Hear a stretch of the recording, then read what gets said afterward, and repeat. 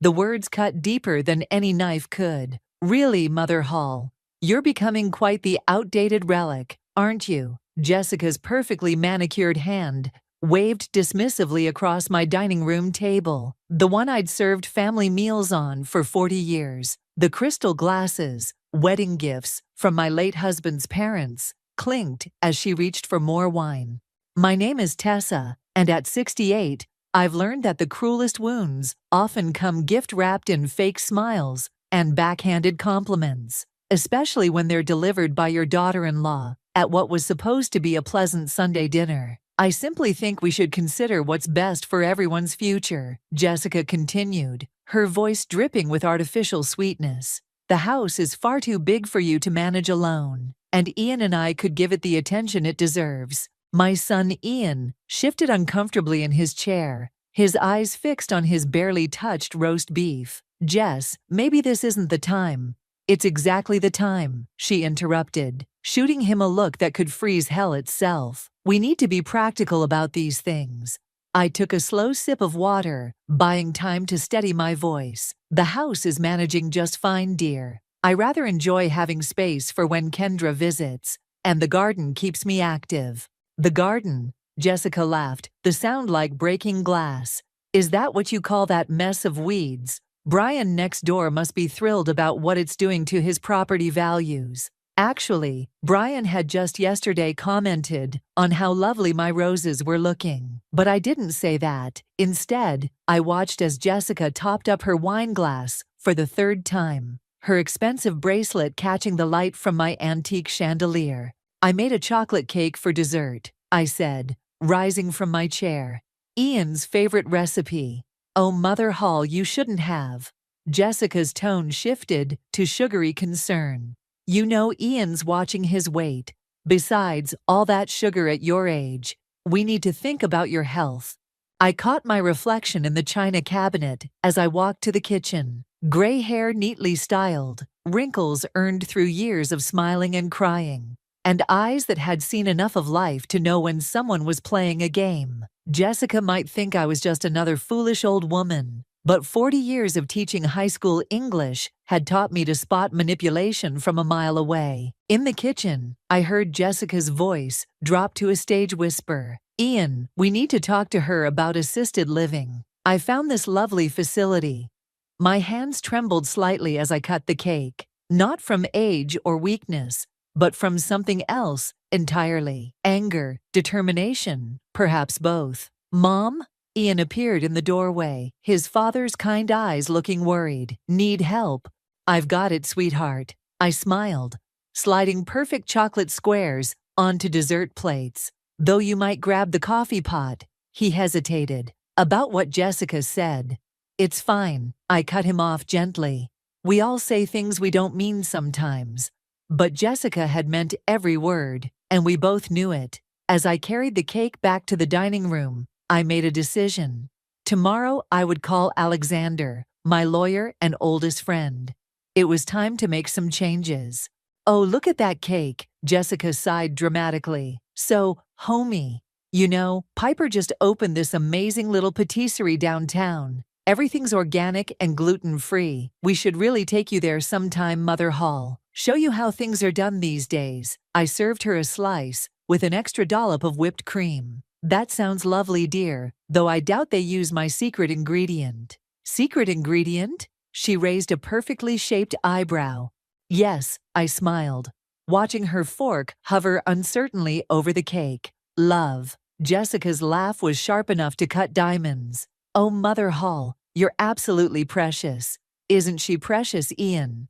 But Ian was too busy enjoying his cake to answer, and I saw a flash of real anger cross Jessica's face. Good.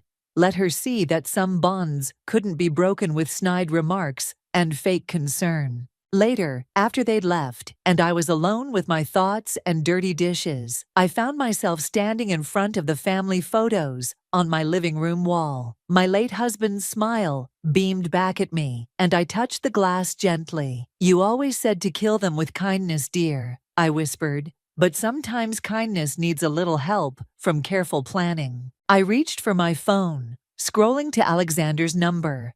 Tomorrow would be soon enough to set things in motion. After all, revenge, like a good chocolate cake, is best served with patience and precision. Are you absolutely certain about this, Tessa? Alexander peered at me over his reading glasses. The will draft spread across his mahogany desk. The morning sun streaming through his office windows caught the silver in his hair, reminding me how long we'd known each other. More certain than I've been about anything in years, I replied, straightening in my chair. The house and majority of assets will go to the Children's Hospital Foundation. The rest split between the local women's shelter and the literacy program. He leaned back, fingers steepled.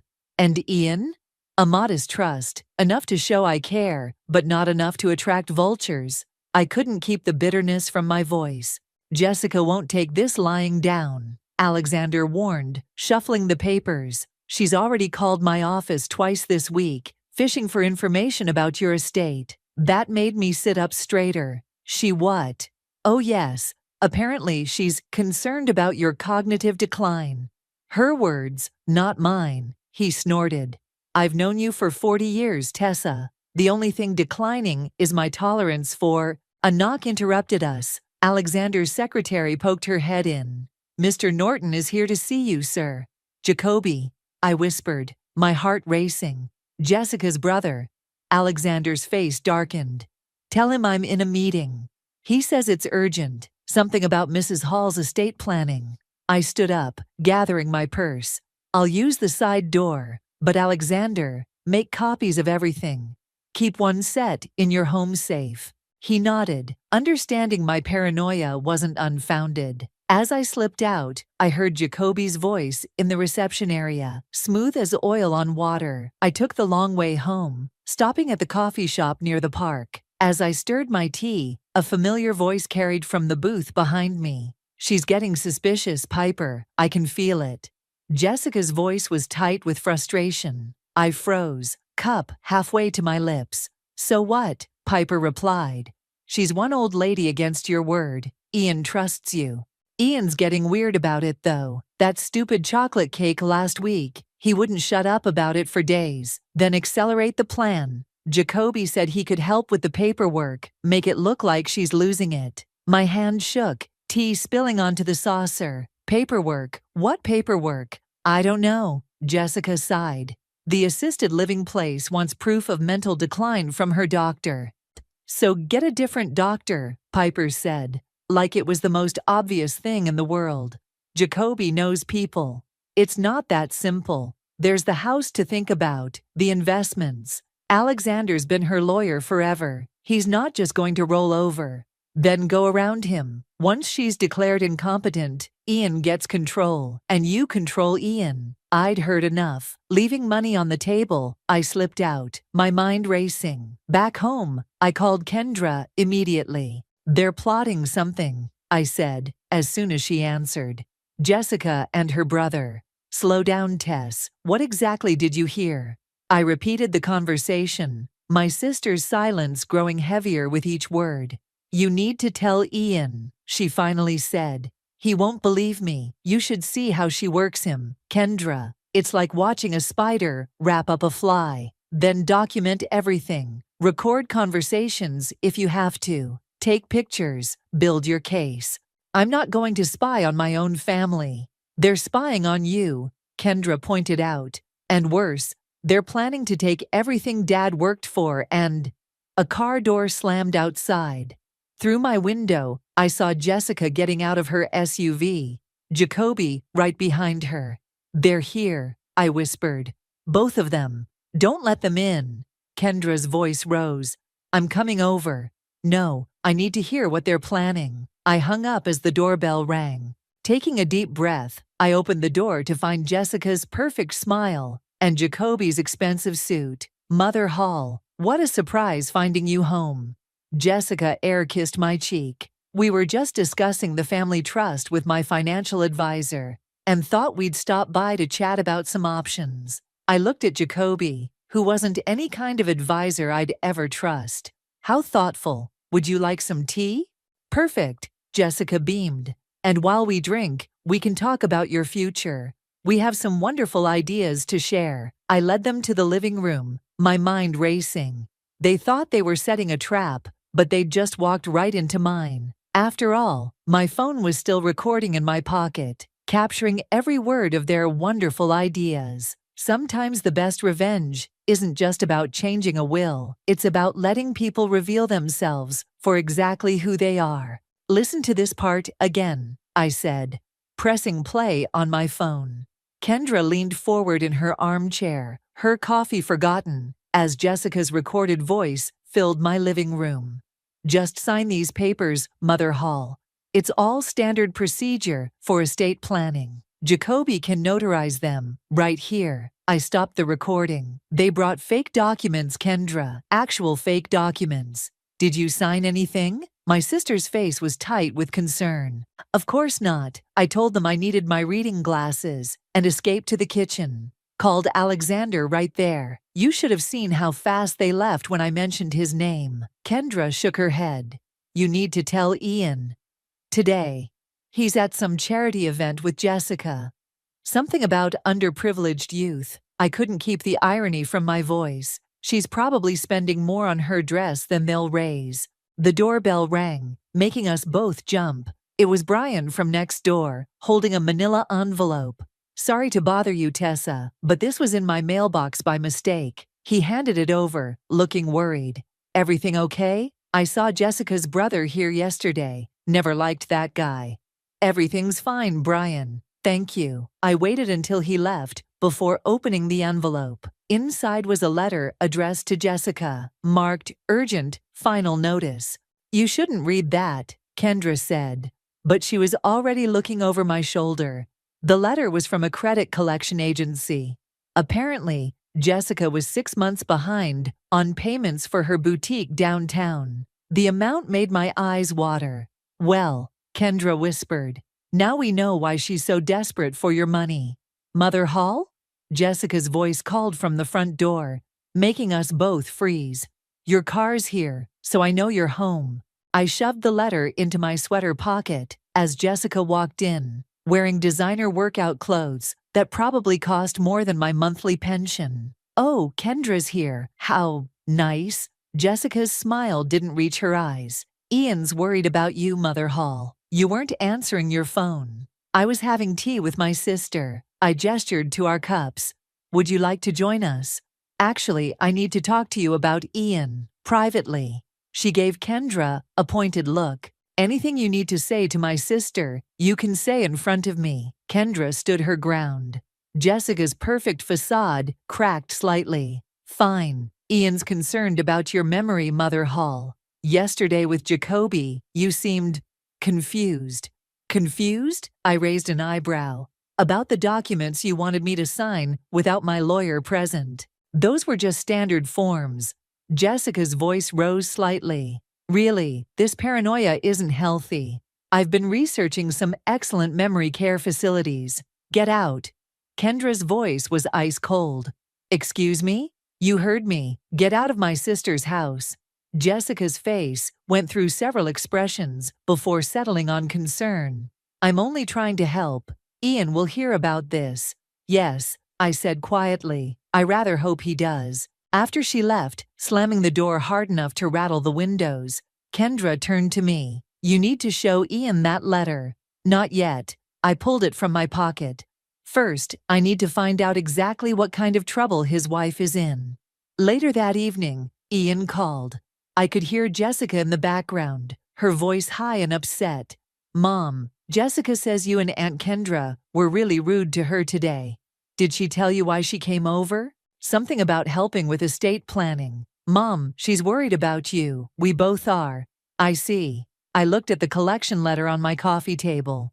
Ian, honey, do you handle the finances for Jessica's boutique? What? No, she manages all that. Why?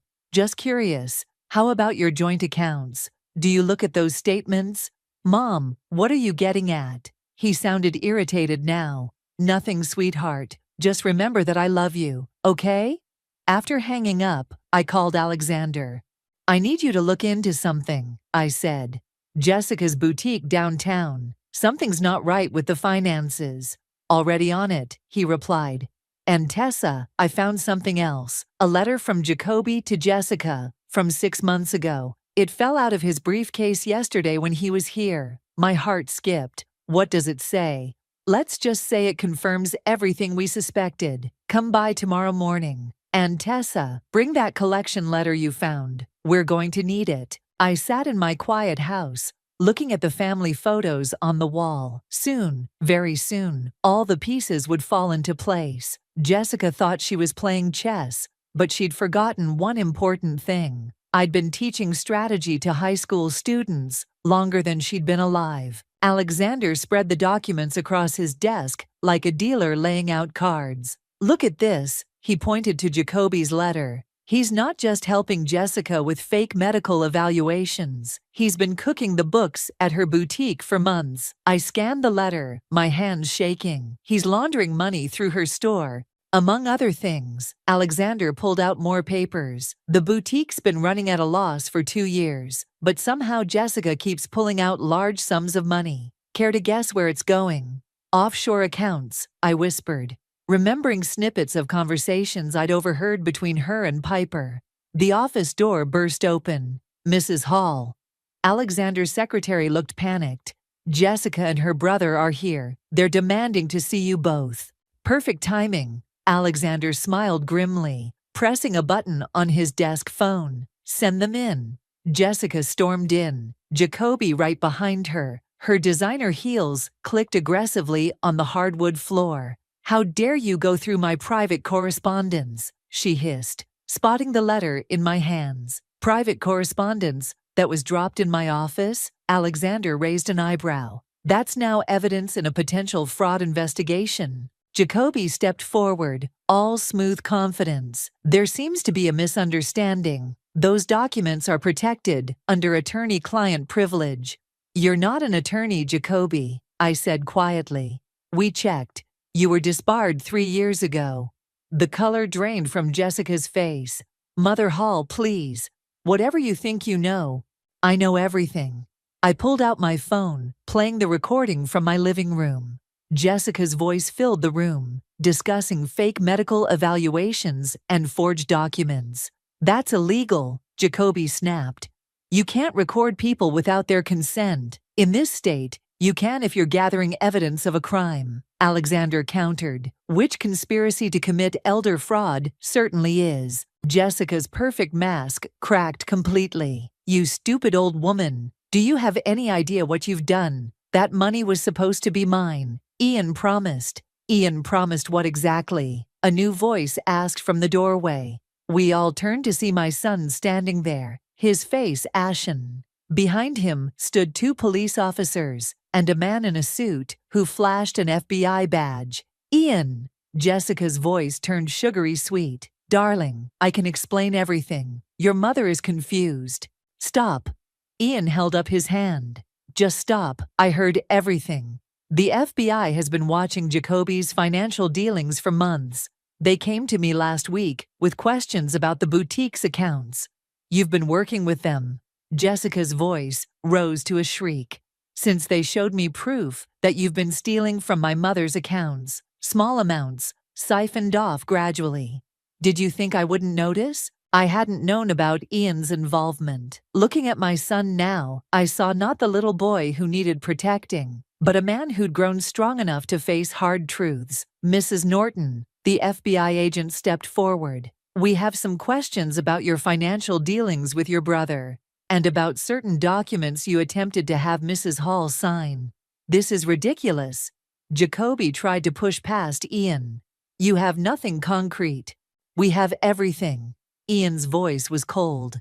Every transfer, every forged document, every conversation about having my mother declared incompetent. It's over. The next few minutes were a blur of activity. The officers led Jessica and Jacoby away, their protests echoing down the hallway. I watched through the window as they were placed in separate police cars. Mom, Ian turned to me, his eyes wet. I'm so sorry. I should have seen it sooner. You saw it when it mattered. I pulled him into a hug, feeling his shoulders shake. Did you know? He asked. About me working with the FBI. No, I smiled. I was running my own investigation. Great minds think alike, I suppose. Alexander cleared his throat. We should discuss next steps. The FBI will want formal statements, and there's the matter of the will. The will stays exactly as it is, I said firmly. The majority goes to charity, with a trust for Ian. That was always the plan, even before all this. Ian squeezed my hand. I never wanted your money, Mom. I just wanted you to be safe. I know, sweetheart. I looked at the scattered papers on Alexander's desk, evidence of Jessica's greed and manipulation. Sometimes the best revenge isn't about keeping wealth from people who want it. It's about showing them that some things, like family, trust, and integrity, are worth more than money ever could be. As we left Alexander's office together, I felt lighter than I had in months. The truth had finally come to light, and with it, a chance for my family to heal and rebuild. The morning paper lay on my kitchen table, Jessica and Jacoby's faces staring up from the front page. Local boutique owner and brother arrested in fraud scheme. The headline screamed. My tea had gone cold as I read through the details for the third time. The doorbell rang. It was Piper, looking nothing like her usual polished self. Mrs. Hall, she twisted her designer handbag strap. I need to talk to you about Jessica. I stepped aside to let her in, noting her nervous energy. Would you like some tea? Look, I know what you must think of me, she blurted out. But Jessica told me things, made promises. About my money, I kept my voice neutral as I poured her tea. She said you were losing your grip on reality, that helping her was really helping you. Piper's hands shook as she accepted the cup. But then I saw the news, and the FBI came to question me this morning. The front door opened, and Ian walked in. His face hardened when he saw Piper. What's she doing here? Apparently, confessing, I said, watching Piper shrink under my son's glare. I want to make things right, Piper said quickly. Jessica, she has other accounts, ones the FBI doesn't know about yet, and there are more people involved. Ian pulled out his phone. I'm calling Agent Roberts. Wait, I held up my hand. Let's hear what she has to say first. Piper pulled a USB drive from her purse. Everything's here. Account numbers, emails, recorded conversations. Jessica kept receipts of everything. She said it was her insurance policy if things went wrong. Insurance against whom? Ian asked. Everyone. You, her brother, even that lawyer friend of hers who helped set up the offshore accounts. My phone buzzed. A text from Alexander. Emergency. Jessica requesting private meeting with you. Police approved. Decision needed ASAP. She wants to see me, I announced, showing Ian the message. Absolutely not, he snapped. Actually, Piper leaned forward. You might want to. Jessica's desperate. When she's desperate, she talks. I thought about it for a moment. Call Agent Roberts. Tell him I'll meet with Jessica, but I want everything recorded. 2 hours later, I sat across from Jessica in a small room at the police station. Her designer outfit had been replaced by an orange jumpsuit, but her spine was still ramrod straight. Mother Hall, she attempted her usual sweet smile. Thank you for coming. What do you want, Jessica? To apologize. She leaned forward. I was wrong. About everything. If you drop the charges, I'll make it right. I'll tell Ian everything. Return every penny. Like the money you stole from the children's cancer charity at your last fundraiser. I watched her face freeze. Yes, Piper told us about that too. That little snake, Jessica hissed, mask slipping. After everything I did for her. You mean blackmailing her with photos of her affair with your brother? Jessica's eyes narrowed. You're not as helpless as you pretend to be, are you? I taught high school for 40 years, dear. I can spot a mean girl running a con from a mile away. Fine.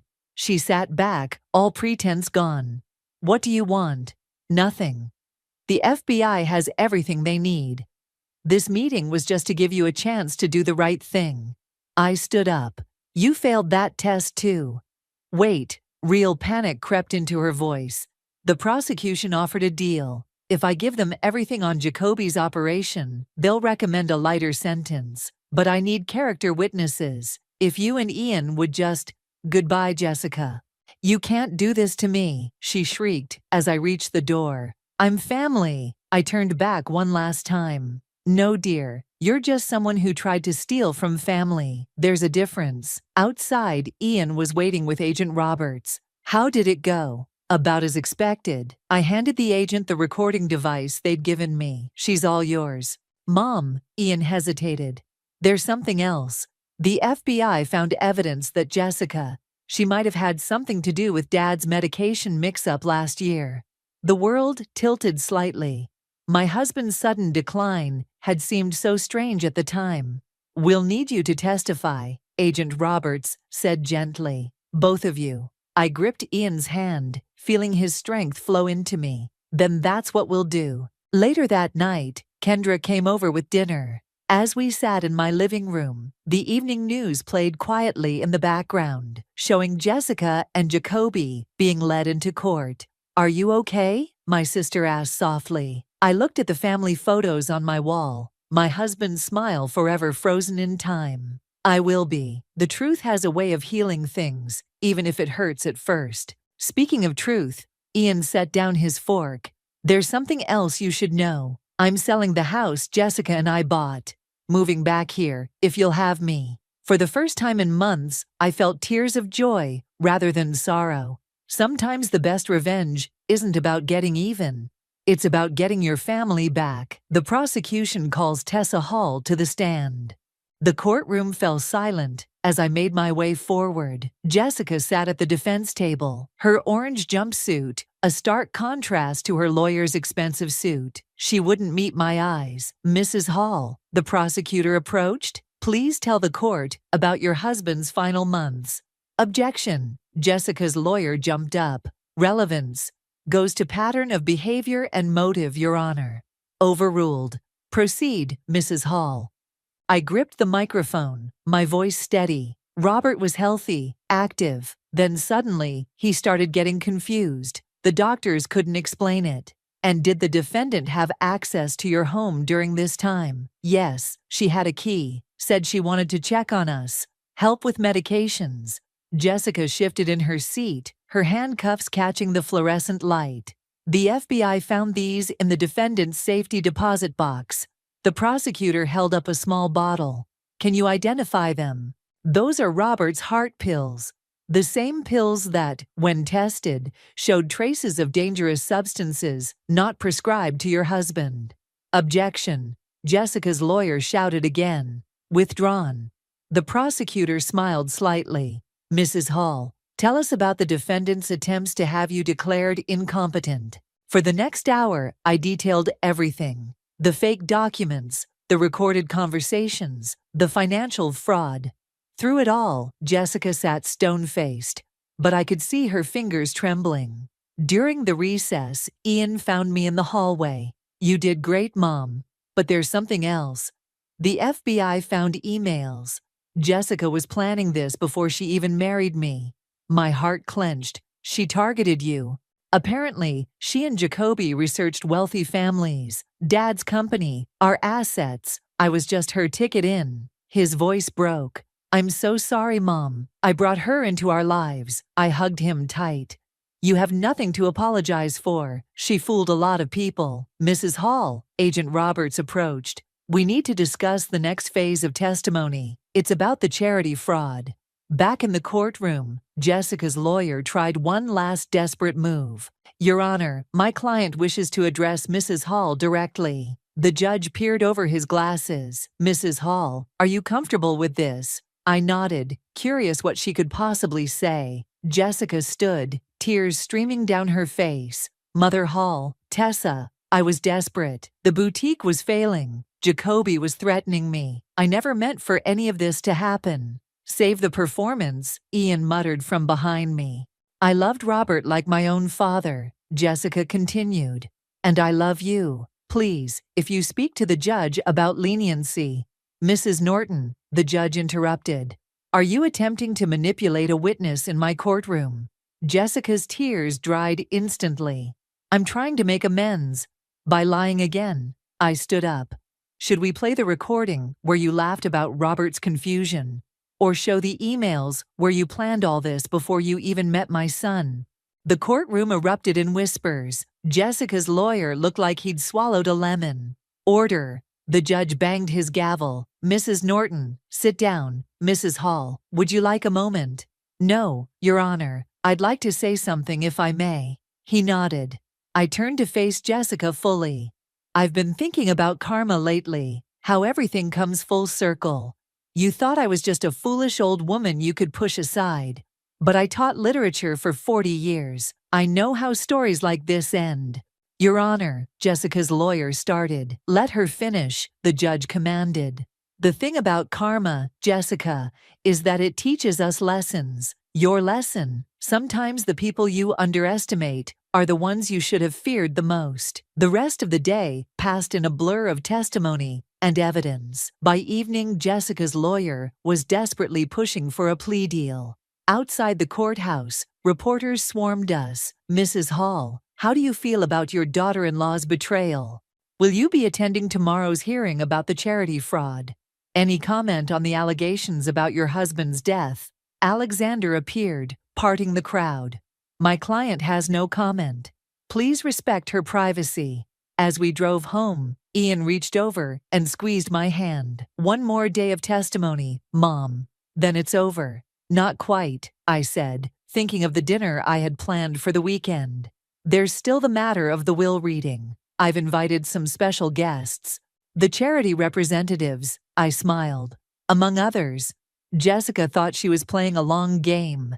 She never realized I was playing a longer one. That night, I sat in Robert's old chair, looking at our wedding photo. You always said justice finds its way, I whispered. I wish you could see it happening. A text from Alexander lit up my phone. Plea deal offered, 15 years minimum. They're taking it. I closed my eyes, feeling a weight lift from my shoulders. Tomorrow would bring more drama, but tonight, at least, karma had done its job. The formal dining room hadn't seen this many people since Robert's wake. Alexander stood at the head of the table, documents spread before him, while representatives from 3 different charities sat along one side. Ian, Kendra, and even Brian from next door filled the other chairs. And at the far end, looking like she'd rather be anywhere else, sat Piper. Before we begin the official reading, Alexander adjusted his glasses. Mrs. Hall would like to say a few words. I stood, feeling stronger than I had in months. Thank you all for coming. Some of you might wonder why I've gathered such an unusual group for this reading. Piper shifted uncomfortably in her seat. My late husband built his fortune on one principle: doing good matters more than doing well. Jessica never understood that. She saw money as power, not responsibility.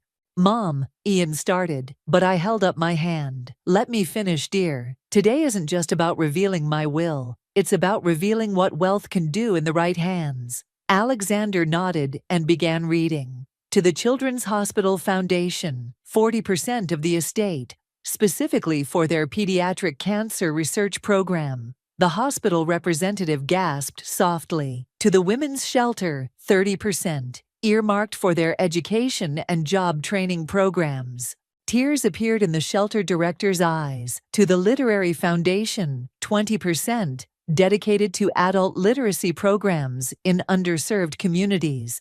The foundation's representative was already scribbling notes. And to my son, Ian. Alexander paused, looking up. 10%, plus the family home, with one condition. Ian leaned forward. Condition: that you use part of it to establish a scholarship fund in your father's name at the high school where I taught, for students interested in business ethics. A laugh rippled through the room. Even Ian smiled, understanding the pointed message to Jessica, though she wasn't present to hear it. There's more, Alexander continued. Mrs. Hall has also arranged for annual donations to be made to the FBI's fraud prevention program, specifically their elder abuse division. Piper stood abruptly. I should go. Sit down, I said firmly. There's something for you too. Her eyes widened. For me? Yes, in exchange for your testimony against Jessica and Jacoby, I'm providing seed money for a new business, a legitimate one this time. I don't understand, she stammered. Everyone deserves a second chance, I said, but only one. Use it wisely. The charity representatives were already discussing plans, their excitement filling the room with energy. The hospital director approached me with tears in her eyes. Mrs. Hall, this will fund our research for years. We can help so many children. That's the point, I smiled.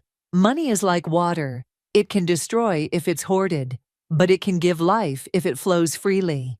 Ian came up beside me, his arm around my shoulders. Dad would be proud, Mom. Though I wish that Jessica could see this, I finished his thought. Oh, she will. I've arranged for her to receive detailed annual reports of every life changed by these donations, every child helped, every woman empowered, every adult who learns to read. That's a special kind of torture for someone like her, Kendra remarked with satisfaction. Alexander cleared his throat. There's one final item. Mrs. Hall has established a trust for any future grandchildren, accessible only after they complete significant community service hours. Ian's eyes filled with tears. Mom, just because one door closed doesn't mean others won't open. I squeezed his hand. Your father always said the best revenge is living well. I think helping others live well is even better. The meeting continued. Plans were made. Papers were signed. As people began to leave, Piper lingered. Mrs. Hall, why are you really helping me?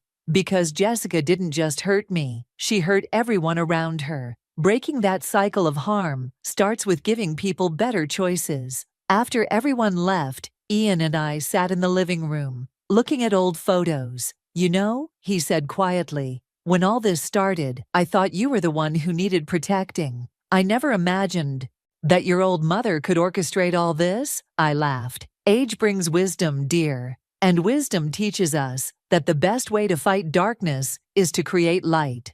My phone buzzed, a message from Agent Roberts. Jessica received the will details. She's requesting another meeting. Are you going to see her? Ian asked, reading over my shoulder. No, I replied, putting the phone away. She wanted my attention for months.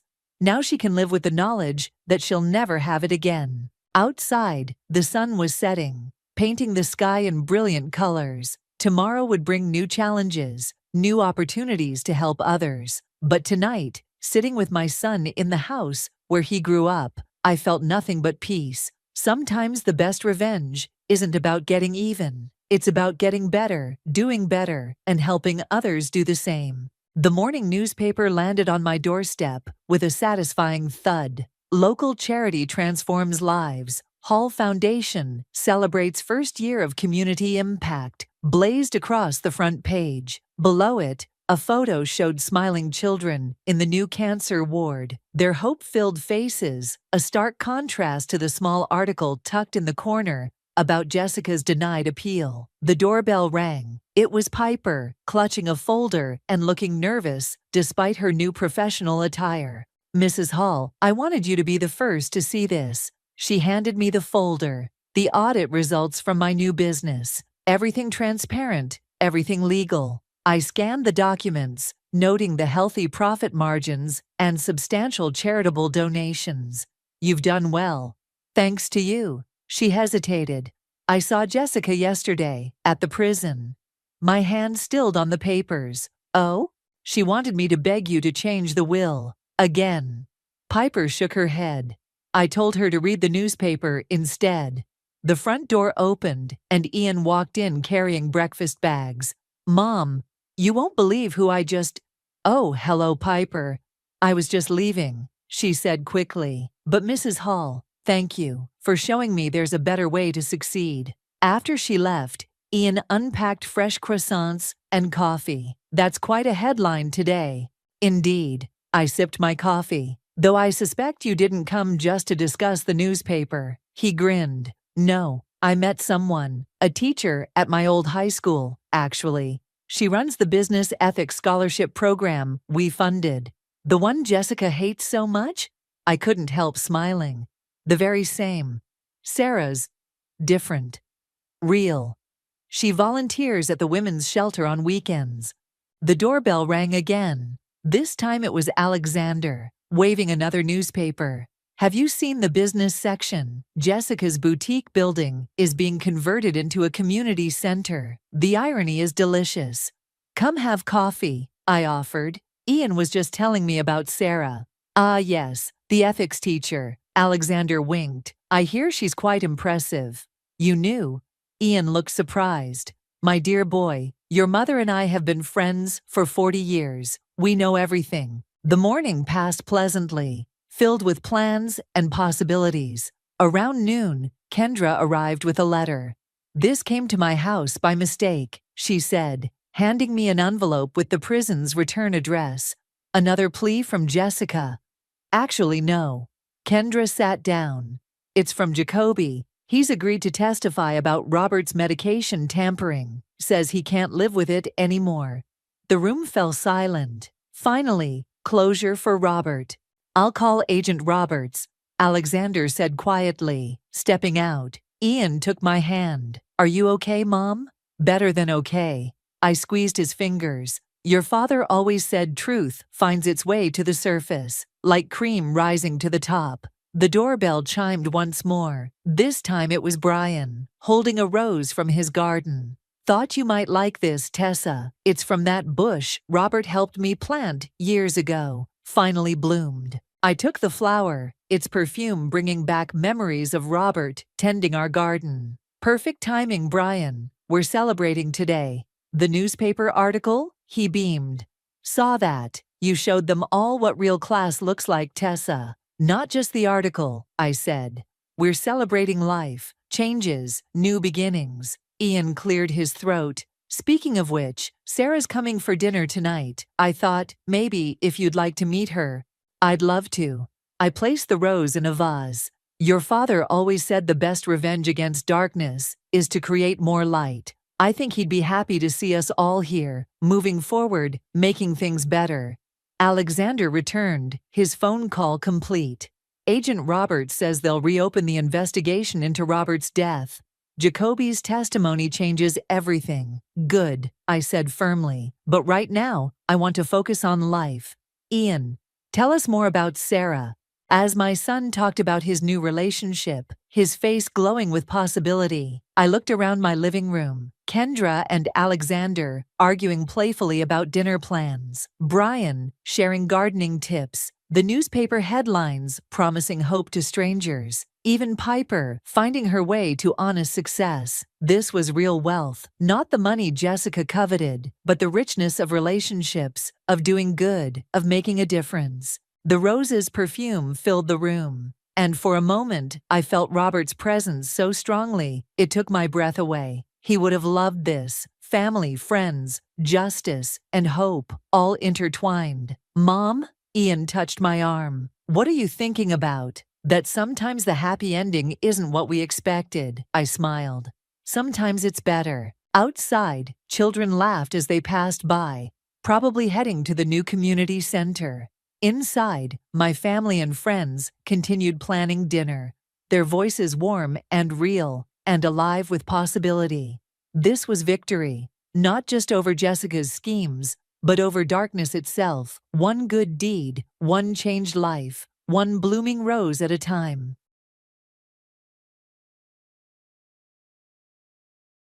My name is Monica, and I was born into a family of musical theater actors. You'd think that would mean a life full of drama and excitement, but for me, it mostly meant a childhood of waiting. Waiting for my parents to come home, waiting for them to take me with them, waiting for the day they'd give up their careers and finally be real parents to me. I grew up with my grandparents, my mom's parents. They were good people, don't get me wrong. They took care of me, made sure I had everything I needed. But they weren't my parents, you know? My grandfather, he had this restaurant. It wasn't just any old place, it had this unique retro-style interior that people loved. The business did well, brought in good money. So yeah, I grew up in nice conditions. But my grandparents, they were careful not to spoil me. They took my upbringing seriously. My parents? They were always on tour with their theater troupe. At least, that's what they told me. They'd call sometimes, but not often. When they did come home, it was more like a visit. They'd swing by, give me some gifts, ask how I was doing. But they never took me home with them. It was always, "Next time, Monica, we promise." Even when they had breaks or vacations, they'd leave me with my grandparents. "We need rest," they'd say. "We need some free time." Always with the promise that things would change soon. That they'd give up their careers and come for me. That we'd be a real family. As I grew older, I started to notice things. The way my grandmother would purse her lips when my parents' names were mentioned. The way my grandfather's eyes would harden when he talked about their tours. "They're busy people, Monica," my grandmother would say, but her tone suggested she didn't quite believe it herself. I tried to focus on the good things. My grandparents' love, the bustling restaurant, the comfortable life we had.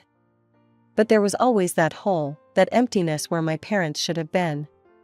I'd watch other kids with their moms and dads, going to the park, having ice cream, doing all those normal family things.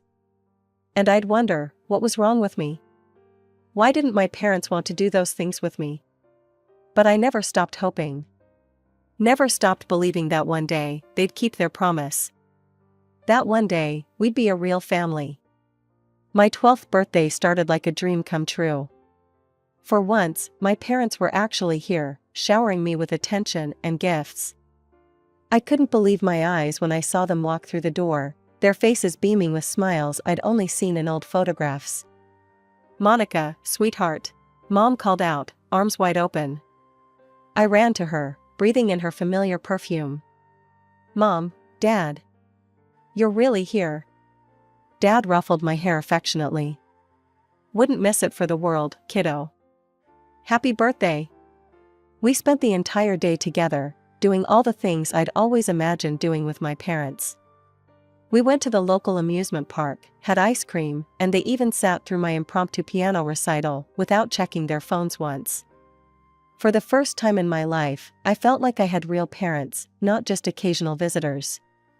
As the day wound down and we returned to my grandparents' house, I couldn't stop grinning.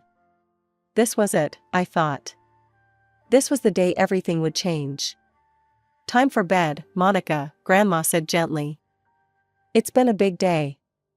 I didn't want it to end, but I was exhausted. "Okay, Grandma." "Mom, Dad, you'll still be here tomorrow, right?" They exchanged a quick glance before Dad answered, "Of course, sweetheart. We'll see you in the morning." I went to bed that night feeling like the luckiest girl in the world. But my happiness was short-lived. About an hour later, I woke up thirsty. As I crept downstairs to get some water, I heard raised voices coming from Grandpa's office. Curiosity got the better of me, and I inched closer to the door. "How dare you?" Grandpa's voice boomed. "You abandoned your daughter for years, and you still haven't taken her home as you promised." "Dad, please," Mom's voice, usually so controlled, sounded shrill. "You don't understand." "Oh, I understand perfectly," Grandpa cut her off. "I gave you money to start that eco-village of yours. The condition was that you'd take Monica and be a proper family. But you're not even working as actors anymore, are you? No more tours, just excuses." My heart was pounding so hard I was sure they'd hear it. No more tours? But they'd always said. We never wanted her in the first place. Mom's scream made me flinch. I didn't want to give birth to her. It was you who insisted we keep her instead of having an abortion. I felt like I'd been punched in the gut. They never wanted me? Mom continued, her voice dripping with venom. Monica always got in the way. I've never felt any love for that child. Do you know how much I sacrificed? My figure, my career, everything. I stood there, frozen, as my world crumbled around me. The perfect day I'd just experienced felt like a cruel joke now. My father's voice suddenly cut through the chaos. Look, he said, his tone eerily calm, let's not pretend I'm any better here. I didn't want Monica to be born either. I dreamed of living my own life, free from responsibilities. A child was never part of the plan. I felt my knees go weak. Even Dad, who I'd always thought was the more caring of the two, didn't want me. I had to grip the doorframe to keep from falling. Grandpa's voice, filled with disappointment and anger, responded, "I had hoped that over time, you'd both come to your senses. That you'd stop being so damn selfish. I thought having Monica would soften your hearts, make you more responsible. But clearly, I was wrong." "Oh, spare us the lecture," Mom spat back. "Stay out of our lives and leave everything as it is. You wanted a granddaughter so badly? Fine. You raise her yourself." There was a moment of tense silence before Grandpa spoke again, his voice cold and final. "All right, if that's how you want it. But don't expect another cent from me for your harebrained schemes. Find another investor for your precious eco-village. I'm done." I heard footsteps approaching and panicked. Quickly, I ducked behind a nearby sofa, my heart pounding so loudly I was sure they'd hear it. The office door flew open, and I saw my parents storm out through a gap between the sofa and the floor. They slammed the front door so hard the windows rattled. Through the curtains, I watched their car speed away, not even a glance back at the house. Once I was sure the coast was clear, I crept back up to my room. As soon as I closed my bedroom door, the tears I'd been holding back came flooding out. I buried my face in my pillow to muffle my sobs. How could they? How could my parents, the people I'd idolized and longed for all my life, not want me? The perfect day we just had felt like a cruel joke now. I cried all night, my pillow soaked with tears. By morning, my eyes were puffy and red, my throat raw from crying. When Grandma knocked on my door to wake me up, I managed to croak out that I wasn't feeling well. "Oh, sweetheart," she said, coming in to feel my forehead. "You do feel a bit warm. Must be all the excitement yesterday. You just rest, okay?" I nodded weakly, feeling guilty for the lie, but knowing I couldn't face them right now. How could I look at my grandparents knowing what I knew? How could I pretend everything was normal when my whole world had been turned upside down? That day marked the end of my childhood innocence. The fantasy of a happy family reunion was shattered, replaced by the harsh reality of my parents' true feelings. I knew I could never look at them the same way again. 3 years passed since that fateful birthday, and I'd learned to live with the knowledge I'd gained that night. I never told my grandparents what I'd overheard, and they continued to shower me with love and support. Life went on, and I tried my best to focus on school and helping out in the restaurant, pushing thoughts of my parents to the back of my mind. Then, just after my 15th birthday, everything changed again. I was in history class when the principal came to get me. The look on his face told me something was terribly wrong before he even opened his mouth. "Monica, there's been an accident," he said gently. The world seemed to tilt on its axis as he explained. A train derailment. My grandparents were gone. Just like that. The next few days passed in a blur of black clothes and sympathetic murmurs. I felt numb, unable to process the loss of the two people who'd been my real parents in every way that mattered. Then, to my shock, my actual parents showed up at the funeral. They didn't even try to hide their lack of grief, their eyes dry and their voices steady as they made arrangements. "Well, I suppose we should take the girl," I overheard my mother say to my father, as if I was some piece of furniture they had to deal with. And just like that, I found myself moving into their home. To my surprise, they were almost nice. They gave me my own room, let me pick out furniture I liked. For a moment, I dared to hope. Maybe losing my grandparents had made them realize what was important. Maybe they'd changed. "Look, Monica," my mother said one evening, her voice uncharacteristically gentle, "I know we haven't always been there for you. But we want to make it right. This is a fresh start for all of us." I wanted to believe her. I really did.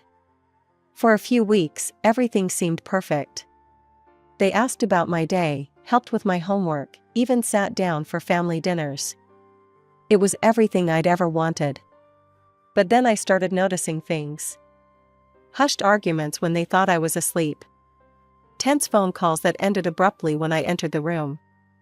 One night, unable to sleep, I crept downstairs for a glass of water and overheard them in the kitchen. "This is your fault," my mother hissed. "If you hadn't insisted on that ridiculous meditation yurt, we might actually be turning a profit by now." "My fault?" my father shot back. "Who was it that wanted to import those overpriced organic cotton sheets? Face it, you're as much to blame for this mess as I am." I froze on the stairs, listening as they tore into each other, accusing each other of incompetence and poor decision-making. It became clear that their eco-village, the business they'd chosen over raising me, was failing. "And now we're stuck with the girl," my mother spat. "I thought at least we'd get a decent inheritance from her grandparents, but it's nowhere near what we need to save this place." My heart sank. Of course. The sudden affection, the desire for a fresh start, it was all about money. They'd hoped my grandparents had left them a fortune, and now they were disappointed. I crept back to my room, feeling like a fool for ever believing things had changed. The perfect family I'd glimpsed these past few weeks was just another illusion, as false as all their promises had been over the years. As I lay in bed, staring at the ceiling of my new room, I realized that nothing had really changed. My parents were still the same selfish people they'd always been. The only difference was that now, I didn't have my grandparents to shield me from that reality. The months following my grandparents' death were a roller coaster of emotions and changes. One day, I came home from school to find my parents in a heated discussion about finances. "We have no choice," my father said, his voice strained. "We need to sell the house and the restaurant." My heart sank. "But, that's all I have left of them," I protested weakly. My mother's eyes were cold as she replied, "Don't be sentimental, Monica. It's just property." And just like that, my childhood home and my grandfather's beloved restaurant were sold off. I watched as strangers carted away the antique furniture, the family photos, the memories. My parents assured me it was for the best, that the money would save their eco-village business. But I knew better than to believe their promises by now. As the months wore on, their facade of affection crumbled completely. They bickered constantly, not even bothering to lower their voices when I was around anymore. I tried to tune it out, focusing instead on my studies. Despite everything, I managed to excel in school, even graduating early at 17. I was proud of myself, but when I broached the subject of college with my parents, their response was like a bucket of cold water. "College?" my mother scoffed. "Do you have any idea how much that costs? We can barely keep the business afloat as it is." But Grandpa always said he'd set aside money for my education," I said, my voice small. My father laughed mirthlessly. "Your grandfather said a lot of things, Monica. But there's no money." It was probably just another one of his empty promises. I wanted to argue, to insist that my grandfather would never lie to me. But I had no proof, no way to access any accounts he might have set up. And that's how I found myself working at the local coffee shop, taking orders and wiping down tables instead of sitting in college lectures. It wasn't what I'd dreamed of, but it was something. A start. A way to save up and maybe, just maybe, fund my own education one day. The months ticked by, and before I knew it, my 18th birthday arrived. I woke up that morning with a mix of excitement and trepidation. Maybe now that I was legally an adult, things would change. Maybe my parents would finally see me as a person, not just a burden. But as I came downstairs, I was met with the same indifference I'd grown accustomed to. No cake, no cards, not even a happy birthday. "Oh, is that today?" my mother said absently when I reminded her. "Well, have a good day at work, dear." I left the house with a heavy heart, trying to hold back tears as I made my way to the coffee shop. But to my surprise, I was greeted with streamers and a small cake when I arrived. "Happy birthday, Monica," my boss and coworkers chorused. For the first time that day, I felt a genuine smile spread across my face. As we shared cake and laughs during our break, I realized something important. Family isn't always about blood. Sometimes, it's about the people who show up for you, who celebrate your victories and support you through your struggles. The day after my underwhelming 18th birthday, I was at work, mechanically wiping down tables and taking orders, when my phone rang. The caller ID showed a number I didn't recognize. "Is this Monica?" a professional-sounding voice asked. "This is Robert Johnson, your grandfather's lawyer. I need to meet with you regarding your grandfather's will. Can you come to my office today?" In a daze, I got permission from my boss to leave early and made my way to the lawyer's office. As I sat across from Mr. Johnson, I couldn't have prepared myself for what he was about to say. "Your grandfather left you a substantial inheritance, Monica," he said, sliding a document across the desk. "He set up a personal account for you, which you now have access to as you've turned 18. Additionally, he left a separate fund for your college education and living expenses." I stared at the numbers on the paper, my vision blurring with tears. It was more money than I'd ever imagined. For the first time in years, I felt a sense of hope, of possibility. When I got home, I found my parents in their usual spots, Mom scrolling through her phone, Dad watching TV. They barely looked up as I entered. Taking a deep breath, I announced, "Grandpa left me money for college." The reaction was immediate. They both jumped to their feet, eyes wide with disbelief. "What?" my mother shrieked. "How much?" I told them the amount, watching as their expressions morphed from shock to calculation. "Well," my mother said, her voice suddenly honey-sweet, "that explains why we inherited so little. Your grandfather always did favor you." I bristled at her tone, but pressed on. "I'm going to apply to colleges. With my grades, I might even qualify for partial scholarships." "Whoa, hold on there," my father interrupted. "Let's think about this rationally." What followed was a barrage of arguments against my going to college. They talked about the real-world experience I'd miss out on, the student debt I'd accrue, conveniently ignoring the funds specifically for my education, and how a degree didn't guarantee success. "Look," my mother said, her voice taking on a conspiratorial tone, "why don't you invest that money in our business instead? We're on the verge of a breakthrough with the eco-village. Once it takes off, we'll make sure you're set for life. You won't even need to work." As they continued their pitch, painting pictures of a luxurious future where I'd want for nothing, I found myself nodding along. But inside, a voice was screaming. I'd heard these promises before. I'd seen how they handled money, how they ran their business. And I knew, with a certainty that surprised even me, that they were lying. I took a deep breath, steeling myself for the confrontation I knew was coming. "No," I said, my voice firmer than I'd ever heard it. "I'm going to college. I'm going to live my own life, independently." The change in my parents was instant and terrifying. Their faces contorted with rage, all pretense of affection vanishing in an instant. "You ungrateful brat," my mother screeched. "After everything we've done for you." My father's voice was cold and threatening. "If that's how you want to play it, fine. You've got 6 months until college starts. See how you like living on the streets until then. We gave you a home," my mother cried, crocodile tears forming in her eyes. "We loved you, sacrificed for you." Something in me snapped. All the pain, all the disappointment, all the years of neglect came rushing to the surface. "Loved me?" I laughed bitterly. "You didn't even want me to be born." I heard everything. How you never wanted me, how I was just in the way.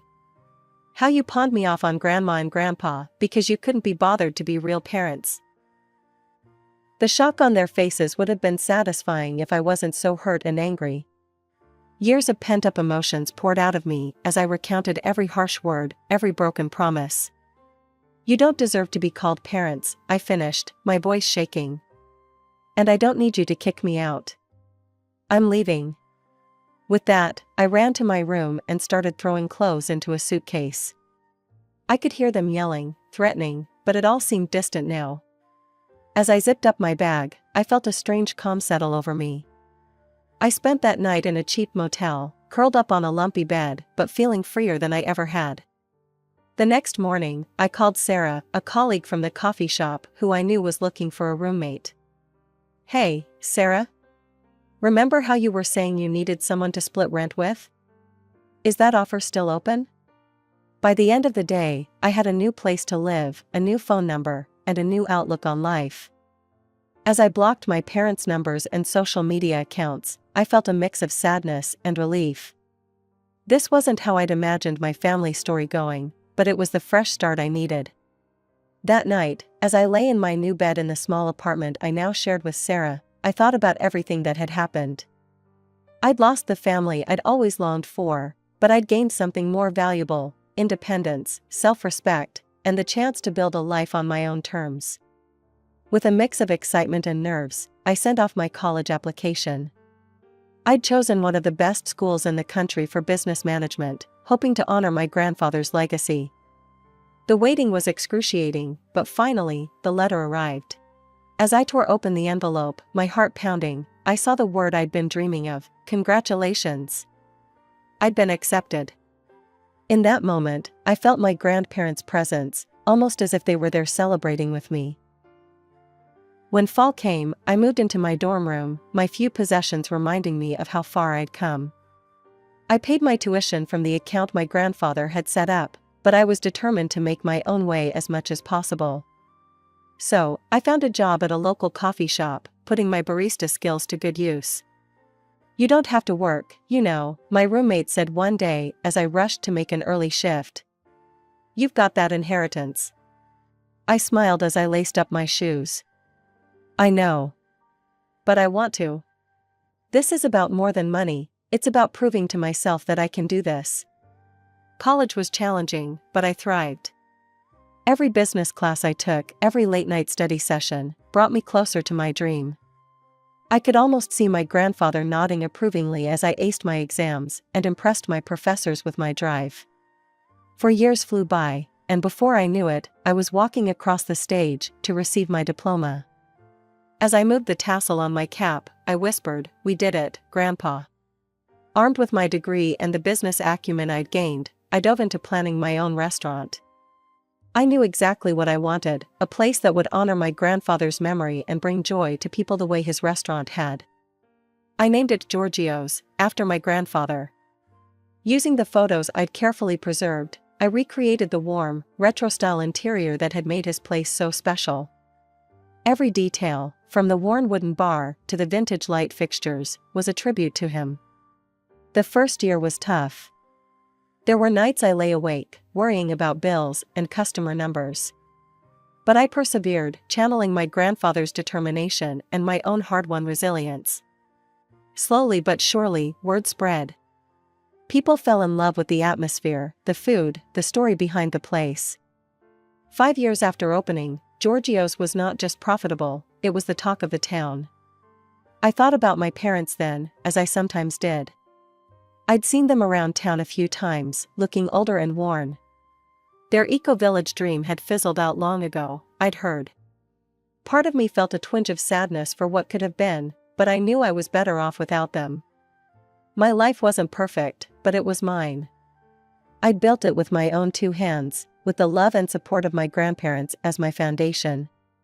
As I looked around the restaurant, my restaurant, I felt a deep sense of pride and gratitude.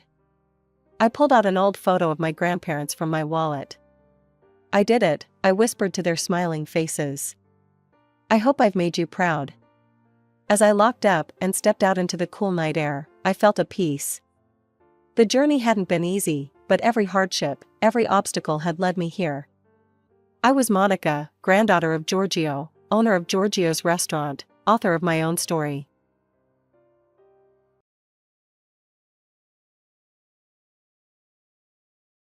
My name's Piper, and I guess it all started when I was born. My folks, they had this weird joke about me being a rich girl with my own house. Didn't make any sense to me back then, and I didn't think much of it. Mom and Dad, they were trying for another kid after me. But it never worked out. Mom kept losing the babies, and I could see it was tearing her up inside.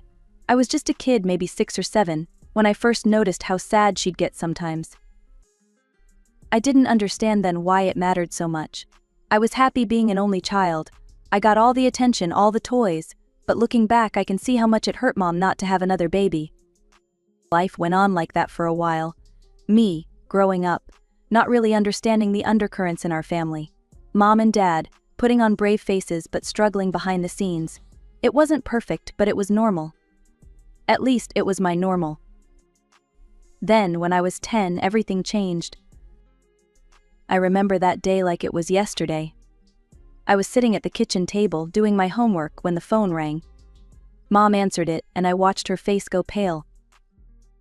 "What do you mean there's been an accident?" she said, her voice shaking. I felt my stomach drop. Something was wrong, really wrong. Mom hung up the phone and turned to me, tears in her eyes. "Piper, honey, we need to go to the hospital.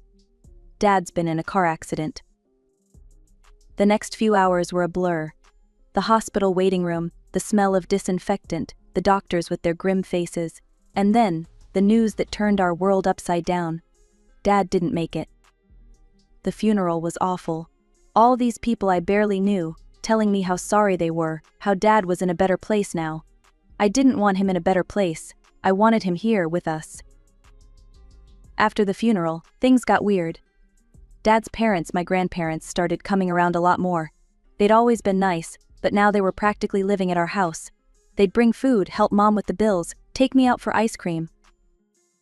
Mom, she was a mess. Some days she wouldn't get out of bed.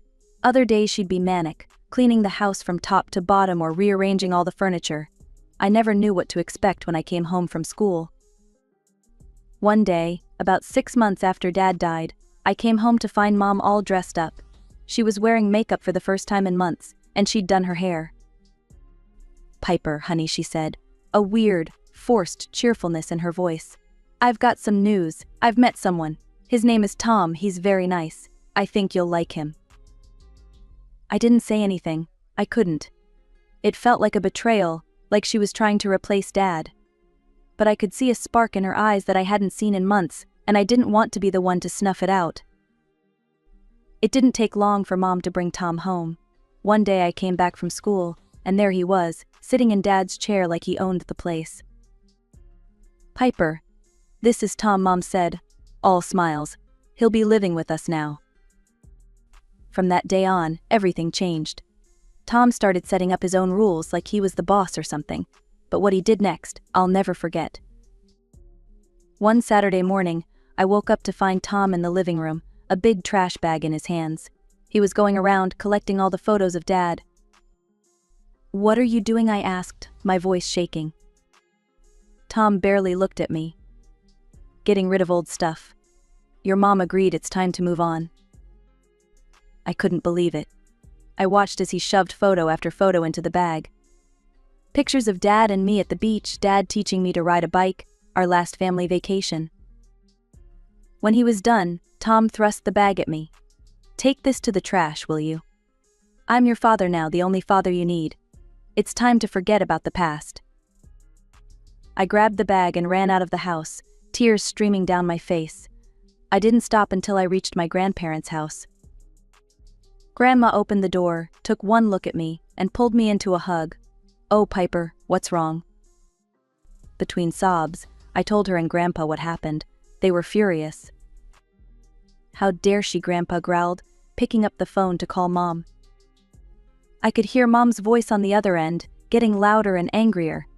"If you're going to lecture me about how to live my life, maybe you shouldn't see Piper anymore." She hung up, and that was that. When I got home, Mom was waiting. "Honey, we need to move on. Tom is your father now. You need to call him Dad." From then on, every time I called Tom by his name, Mom would correct me. "Dad," she'd say, giving me a pointed look. "You mean Dad." I felt so alone. It was like I'd lost both my parents, not just Dad. Mom was different now, always trying to please Tom and his precious rules. Then, out of the blue, Tom's son from his first marriage showed up. Jake was a few years older than me, and Mom fell all over herself trying to make him feel welcome. "Jake, why don't you take Piper's room?" Mom suggested one day. "It's the biggest, and you need your space." So, just like that, I was moved to a tiny room that used to be Dad's office. I watched as they repainted my old room, bought new furniture, and treated Jake like he was some kind of prince. One night, I overheard Mom and Tom talking. "I'm so glad Jake's here," Mom was saying. "It's good for Piper to have a brother figure." Tom grunted in agreement. "Yeah, Jake's a good kid. Unlike some." I didn't need to hear the rest to know he was talking about me. I curled up in my bed, feeling more alone than ever. This wasn't my family anymore. This wasn't my home. Things at home got worse after Jake moved in. Mom started sending me to my grandparents more and more. At first, it was just weekends. Then it was every holiday and school break. I didn't mind at first. It was a break from Tom and Jake, and Grandma always made my favorite cookies. But then one day, Mom sat me down with this weird smile on her face. "Piper, honey, I've been thinking. How would you like to live with Grandma and Grandpa full-time? Well, they love you so much, and you always have such fun there. Don't you think it would be nice?" I couldn't believe what I was hearing. But this is my home. I want to stay here. Mom's smile faded. "Piper, don't be difficult. This is what's best for everyone." I wanted to scream, to cry, to beg her not to send me away, but I could see in her eyes that her mind was made up. A week later, Mom dropped the next bomb. "I've enrolled you in a new school," she said casually over dinner. "It's closer to your grandparents' house. It'll be more convenient for everyone." And just like that, my whole life was turned upside down. I had to say goodbye to my friends, pack up my room, what was left of it after Jake took over, and move in with Grandma and Grandpa. The new school was awful. I didn't know anyone, and everyone already had their friend groups. I'd sit alone at lunch, missing my old friends and wondering what they were doing without me. The stress of it all started getting to me. I couldn't sleep, I lost my appetite, and I started falling behind in class. Grandma noticed and got worried. "Piper, dear," she said one day, "I think it might help if you talk to someone about all this. I've made an appointment with a psychologist." So, I started seeing Dr. Roberts every week. At first, I didn't want to talk. What was I supposed to say? That my mom didn't want me anymore? That I missed my old life so much it physically hurt? But Dr. Roberts was patient. She'd just sit there waiting for me to be ready, and eventually the words started coming out. "I don't understand," I sobbed one session. "Why doesn't she want me anymore? What did I do wrong?"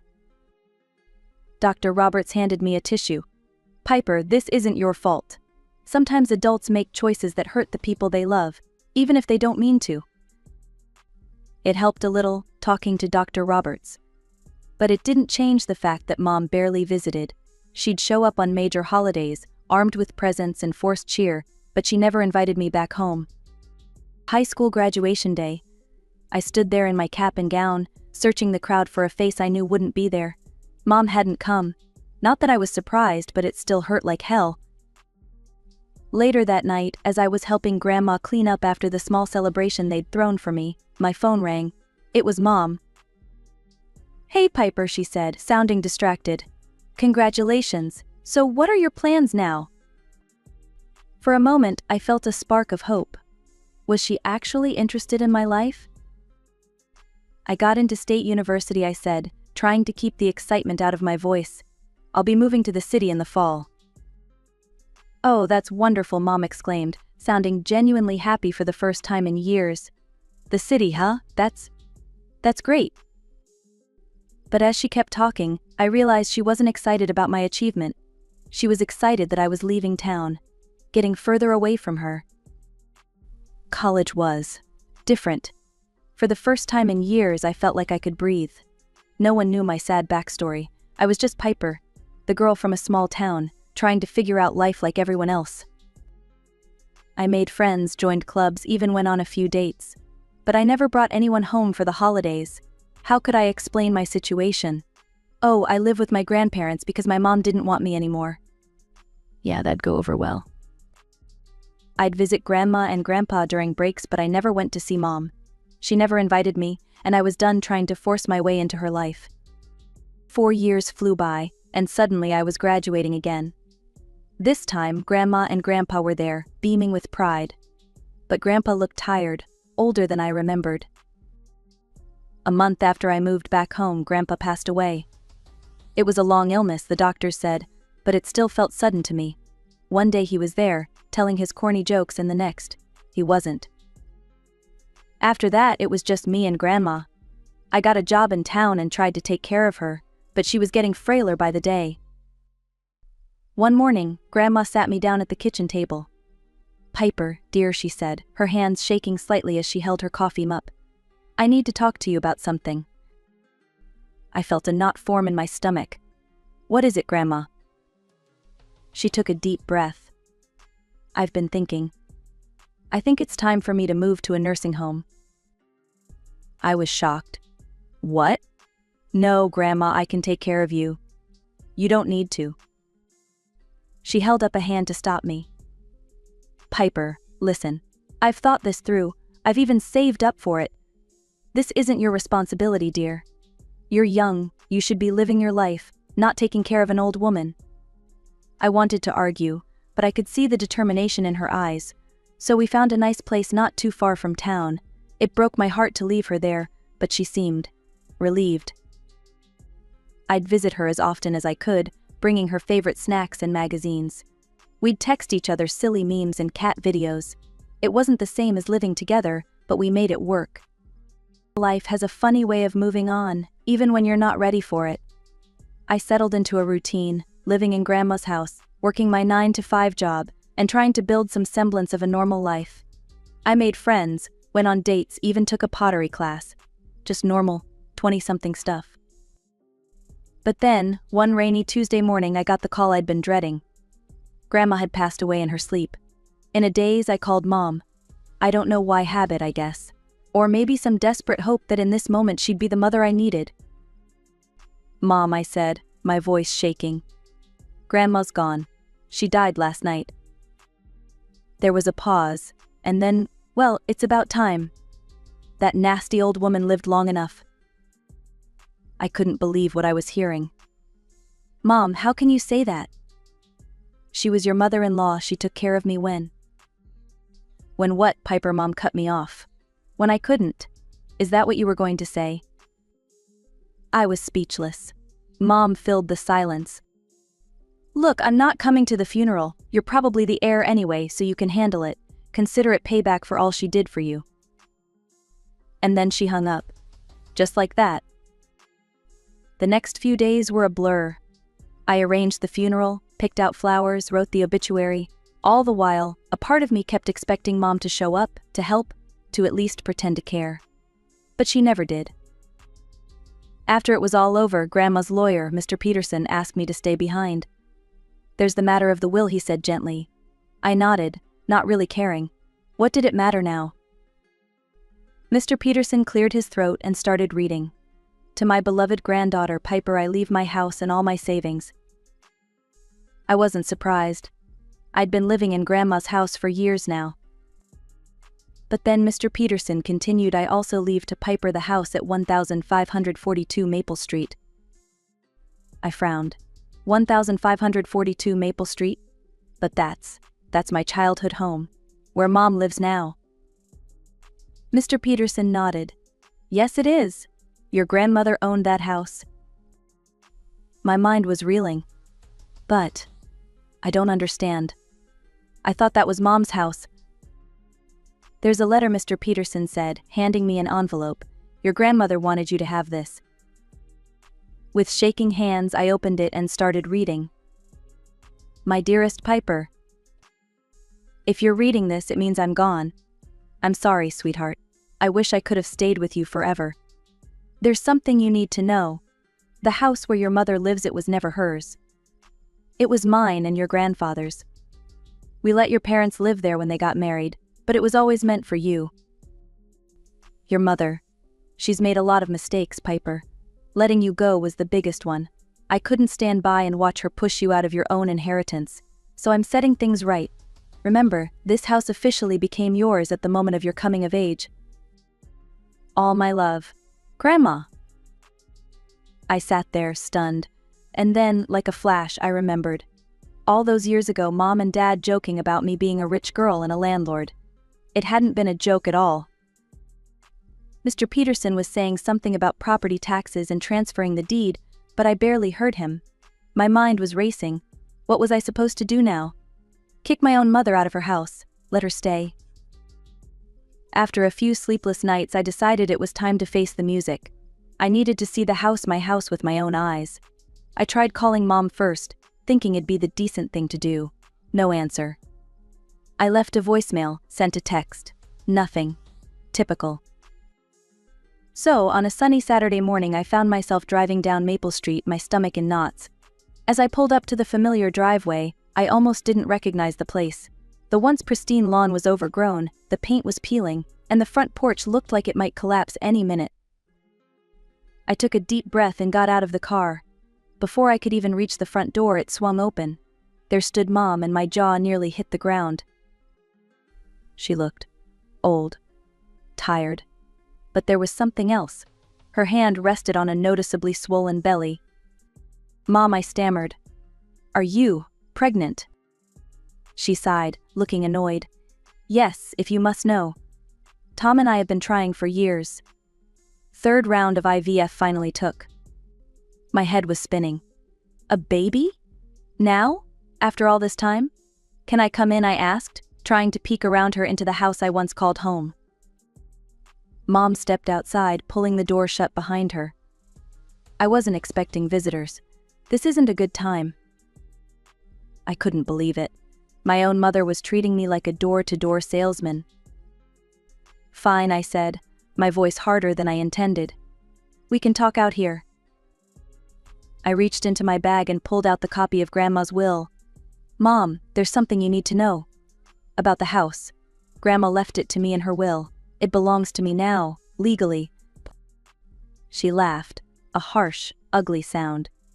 "You're out of your mind. This is my house. Mine and Tom's." I shook my head. "No, Mom. It's not. It never was. Grandma and Grandpa let you live here, but it was always meant for me." I could see the realization dawning on her face, quickly replaced by rage.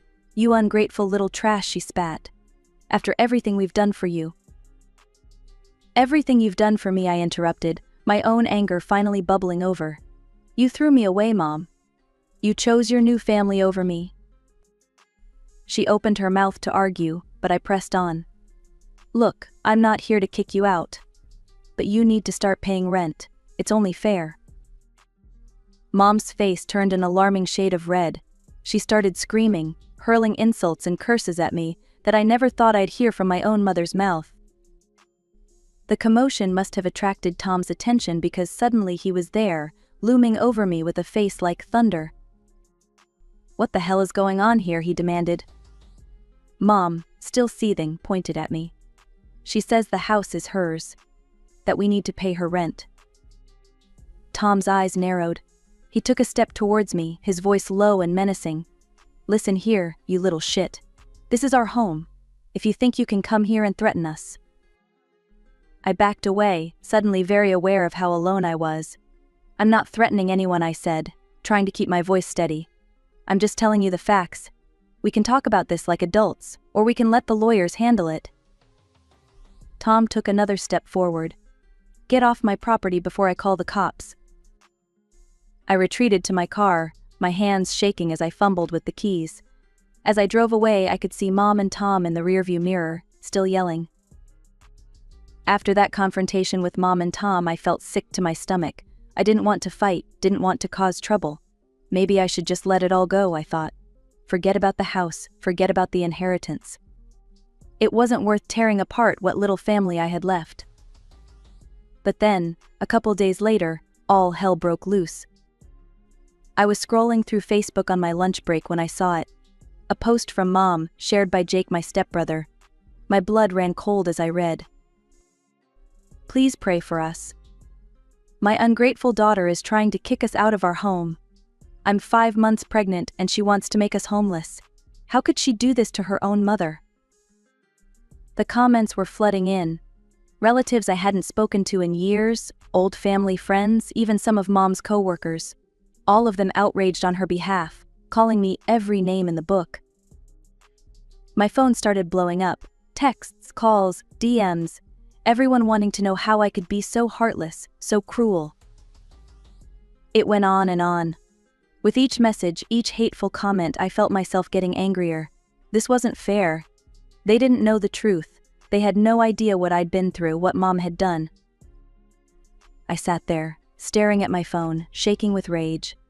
And then something inside me snapped. "Screw this," I muttered, opening up Facebook. I started typing, my fingers flying over the keyboard. "I've stayed quiet for years, but I can't anymore. Here's the truth about my loving mother." I laid it all out. How she'd abandoned me after Dad died. How she'd shipped me off to my grandparents. How she'd barely been a part of my life for years. I uploaded pictures of Grandma's will, of her letter explaining everything. I never wanted to kick anyone out, I wrote. I just wanted what was rightfully mine, what my grandparents always intended for me to have. But my mother would rather lie and manipulate everyone than face the truth of what she's done. I hit post before I could second-guess myself. Then I turned off my phone and went back to work, my heart pounding. When I checked my phone again hours later, I was overwhelmed. The tide had turned. Now it was messages of support, of shock, of apology. My post had been shared hundreds of times. People were tagging Mom, demanding she explain herself.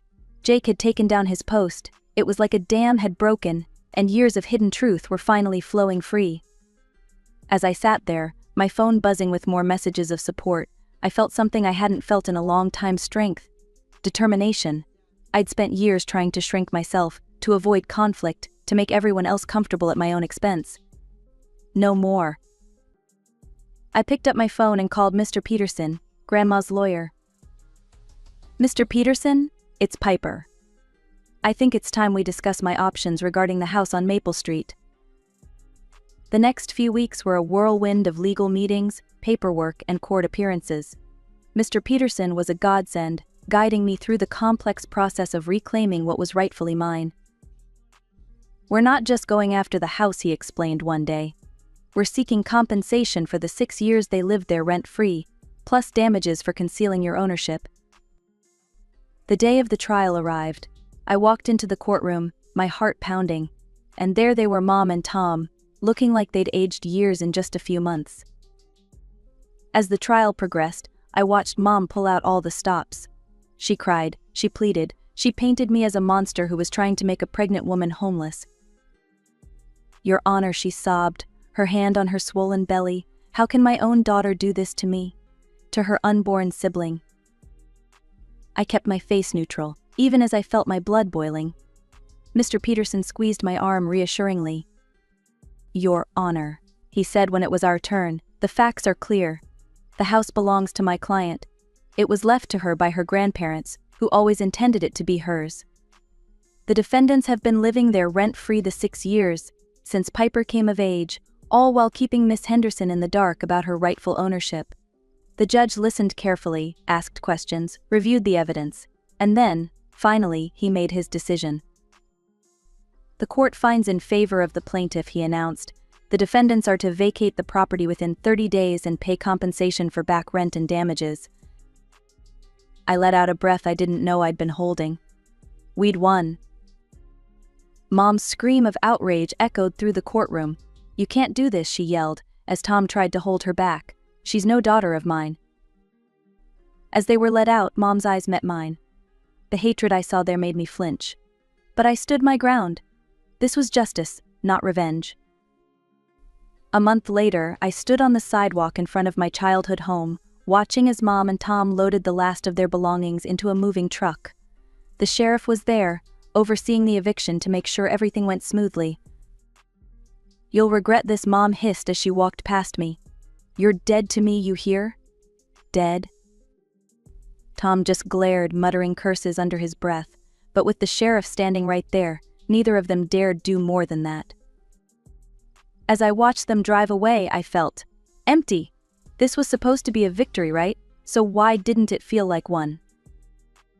I walked through the house, my house now, truly and legally. It needed work, a lot of work. But as I stood in what used to be my childhood bedroom, I knew I couldn't live here.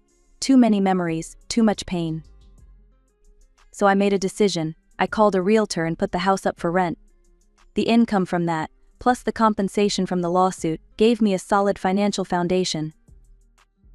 and for the first time in my life I started thinking about what I wanted. I'd always had a passion for baking. My cookies were famous among my friends, and I'd even sold a few custom cakes for coworkers' birthdays. So why not turn that into a business? I enrolled in a small business management course at the local community college, started researching commercial kitchen rentals, began drafting a business plan for Piper's sweet treats. It wasn't going to be easy, I knew that. But for once, I was looking forward to seeing what tomorrow would bring.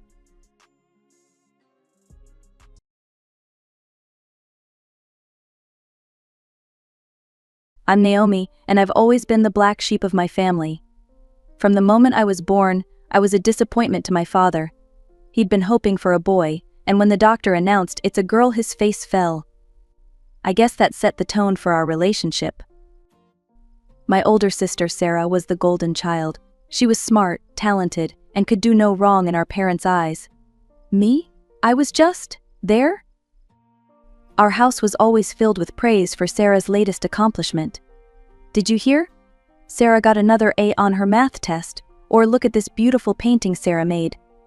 Meanwhile, my report cards were met with indifference, and my crayon drawings ended up in the trash. As I grew older, I learned to fend for myself. I made my own lunches, did my own laundry, and figured out my homework without help. It wasn't ideal, but it made me strong and independent. One day when I was about 12, I discovered something that would change my life. I was hungry after school, and with no one around to make me a snack, I decided to try baking cookies. I followed a recipe I found in one of Mom's old cookbooks, and to my surprise, they turned out pretty good. The next day, I brought some to school. My classmate, Jenny, took a bite and her eyes widened. "Naomi, these are amazing. Did your mom make them?" I shook my head, a small smile forming on my lips. "No, I did." Word spread quickly, and soon kids were asking if I could bring more. For the first time in my life, I felt special. I had found something I was good at, something that made people notice me. When I got home that day, I was bursting with excitement. "Mom, Dad, guess what? I made cookies and everyone at school loved them." Mom barely looked up from her magazine. "That's nice, dear. Just make sure you clean up the kitchen when you're done." Dad frowned. "Cookies? Naomi, you should be focusing on your studies, not wasting time in the kitchen." My heart sank, but I didn't let their lack of enthusiasm dampen my spirit. I had found my passion, and I wasn't going to let anyone take that away from me. As the years rolled by, the divide between my sister and me only grew wider. Sarah graduated high school with flying colors and got accepted into a prestigious college. You'd think our parents had won the lottery, the way they carried on. Meanwhile, I was still in high school, my grades decent but unremarkable. But I had found my calling in the kitchen. Every weekend, I'd whip up a storm of cakes, pies, and cookies. The neighbors started placing orders, and soon I had a little business going.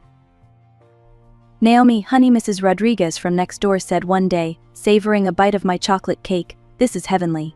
You've got a real gift.'" I beamed at the compliment. "Thanks. I'm thinking of going to culinary school after graduation." Her eyes lit up. "Oh, that's wonderful. You'd do so well." But when I shared this dream with my parents, their reactions couldn't have been more different. Mom's face fell. "Culinary school. But that's just cooking." Dad's reaction was even worse. He slammed his fist on the table. "Absolutely not. No daughter of mine is going to waste her life in a kitchen." "But Dad," I protested, "I'm good at it. People love my baking." He scoffed. "Good? So what? You think you can make a living flipping burgers or decorating cakes? Wake up, Naomi. The real world doesn't work like that." Mom chimed in, her voice softer but no less dismissive. "Honey, you need to think about your future. Look at Sarah. She's studying finance, she'll have a real career." Their words stung, but I wasn't ready to give up. I started selling my baked goods at school fairs and to classmates. The response was overwhelming. "Naomi, these cookies are insane," my friend Jake said, mouth full of chocolate chip goodness. "You should open a bakery or something." I grinned, imagining it. My own little shop, filled with the smell of fresh bread and sweet pastries, It seemed like a dream come true. But at home, the dream quickly turned into a nightmare. "What's this?" Dad demanded one day, holding up a flyer for my bake sale. I swallowed hard.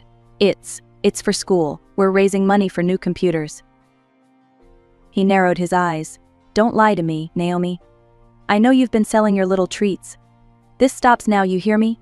You need to focus on real studies, not this hobby." "But Dad, I'm making good money." "Money," he interrupted. "You call a few dollars for cookies money? Do you know how much your sister makes at her internship? That's real money, Naomi. That's a real future." I bit my lip, fighting back tears. I just thought. "No, you didn't think." He cut me off. "Listen to me carefully. This baking nonsense ends now. You're going to buckle down, get your grades up, and apply to proper colleges. If I hear about one more cake or cookie, so help me, we'll cut you off. No more college fund, no more support. Do you understand?" That night, I cried myself to sleep, my dreams of culinary school crumbling like an overcooked cookie. The next day, I started researching business colleges, my heart heavy but my resolve strengthened. I would find a way to make this work. Somehow, someday, I'd follow my passion. But for now, I had to play by their rules. College flew by in a blur of numbers, spreadsheets, and financial reports. I threw myself into my accounting studies, trying to convince myself that this was the right path. But every time I passed a bakery or caught the scent of fresh bread, my heart ached for what could have been. Finally, degree in hand, I landed a job at a large corporation. My parents were thrilled. I rented a tiny apartment, determined to stand on my own 2 feet. But as I sat at my desk, day after day, crunching numbers and filing reports, I felt my spirit slowly dying. One evening, unable to take it anymore, I dug out my old recipe book. The pages were worn, stained with butter and flour, reminders of happier times. I whipped up a batch of cupcakes, losing myself in the familiar rhythms of mixing and baking. The next day, I brought them to work. The response was immediate and overwhelming. "Oh my God, Naomi, these are amazing," my coworker Lisa exclaimed. "Where did you buy them?" I hesitated, then admitted, "Actually, I made them." Word spread quickly. Soon, people were asking if I could make cakes for their birthdays, their kids' parties, even their weddings. I started small, just a few orders on weekends, but soon I was spending every free moment in the kitchen. My tiny apartment was constantly filled with the aroma of vanilla and chocolate. The turning point came when our company's anniversary rolled around. The director himself approached me. "Naomi, I hear you're quite the baker," he said. "How would you feel about making the cake for our anniversary party?" My heart raced. This was a huge opportunity, and a huge risk, but I couldn't say no. The day of the party arrived. I wheeled in a massive cake, decorated with the company logo and intricate sugar flowers. As I unveiled it, the room fell silent. Then the director broke into a huge grin. "This is incredible," he turned to the crowd. "Everyone, give it up for Naomi, our resident accounting wizard and apparently, master pastry chef." The room erupted in applause. The director actually hugged me, whispering, "You're wasted in accounting, my dear. This is your true calling." His words stuck with me. Over the next few months, as the orders kept pouring in, I realized I had a decision to make. I was working 2 full-time jobs, accountant by day, baker by night. Something had to give. One sleepless night, covered in flour and surrounded by orders, I made my choice. The next day, I handed in my resignation. But why?" my supervisor sputtered. "You're one of our best." I smiled, feeling lighter than I had in years. "I found my true passion," I said simply. I rented a small commercial kitchen and threw myself into my new business. It was terrifying and exhilarating all at once. There were nights I stayed up until dawn, filling orders, days when I wondered if I'd made a huge mistake. But slowly, surely, my little bakery grew.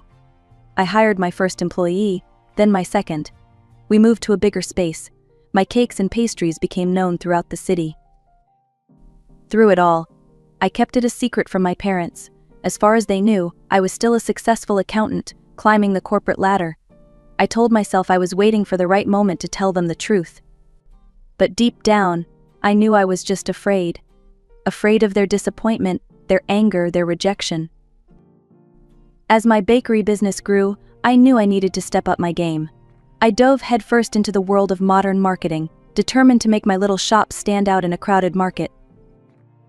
I created social media accounts for the bakery, posting mouth-watering photos of my creations daily, but I was always careful to keep myself out of the frame.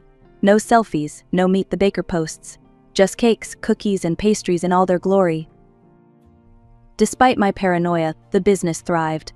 I partnered with a local courier service for deliveries, extending our reach across the city. I implemented a loyalty program, offering discounts to repeat customers. And then came my masterstroke Sweet Tooth Saturdays. Once a month, we'd open our doors and offer free samples to anyone who walked in. The first time, I was a nervous wreck. What if no one comes? I fretted to Jess. She rolled her eyes. Boss, have you tasted your own stuff? They'll be lining up around the block. She was right. By noon, we had a queue stretching down the street. As I watched people's faces light up with each bite, I felt a warmth in my chest that had nothing to do with the ovens. Our popularity skyrocketed. Soon we were catering high-profile events, supplying desserts to upscale restaurants, even shipping our signature cookies nationwide. And with success came money. More money than I'd ever imagined I'd make just baking cookies, as my dad would say. Before I knew it, my income had surpassed my sister's bank salary. I started helping my parents out, always under the guise of my successful accounting career. When their roof needed replacing, I footed the bill. When they mentioned wanting to see Europe, I surprised them with tickets. "Oh, Naomi, you shouldn't have," Mom said, but her eyes sparkled with excitement. While I was building my business and helping our parents, Sarah was living it up. She still lived at home, spending her entire paycheck on designer clothes, fancy gadgets, and her latest obsession, self-care. But none of that mattered to my parents. In their eyes, Sarah was still the star. "Did you hear about Sarah's promotion?" Mom would say, beaming. Vice president of her department at only 28. I'd force a smile. "That's great, Sarah. Congrats." All the while I was running a successful business, employing a dozen people, bringing joy to hundreds of customers every day. But in this house, that counted for nothing. That day started like any other at Sweet Dreams Bakery. I was in the kitchen, putting the finishing touches on a wedding cake, when Jess burst in, waving an order form. "Boss, you're not gonna believe this," she said, her eyes wide. I wiped my hands on my apron. "What's up?" "We just got an order for a birthday cake. Delivery address is..." She paused for dramatic effect. "Your parents' house." I felt like I'd been doused with ice water. "What? Are you sure?" She nodded, handing me the form.